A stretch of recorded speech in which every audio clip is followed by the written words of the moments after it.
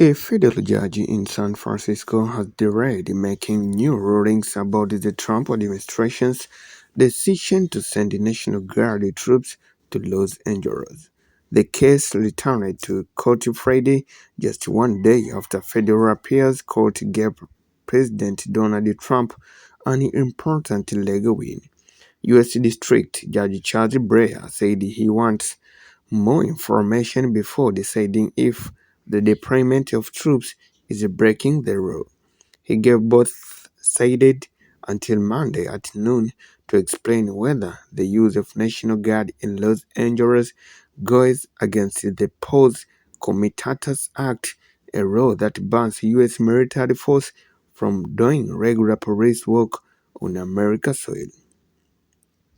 California Governor Gavin Newsom has fired a legal complaint saying the law is being violated or is about to be. However, Judge Breyer has delayed looking at that part of the complaint until now.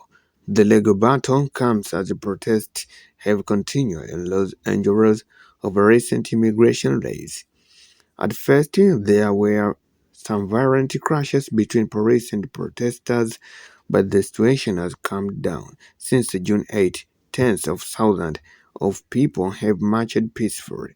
Vice President J.D. Vance, a former Marine, visited Los Angeles on Friday. He toured a federal joint operations center and a mobile command center.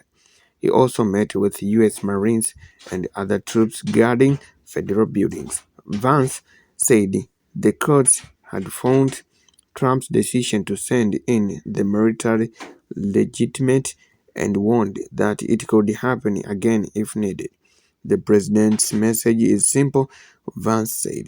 If local leaders protect federal law enforcement and enforce the law, there is no need for the National Guard. However, concerns are growing about after reports that National Guard troops have been joining immigration raids. Marines also briefly detained a man while protecting a federal building, making it the first time in this deployment that federal troops directly hurt a civilian.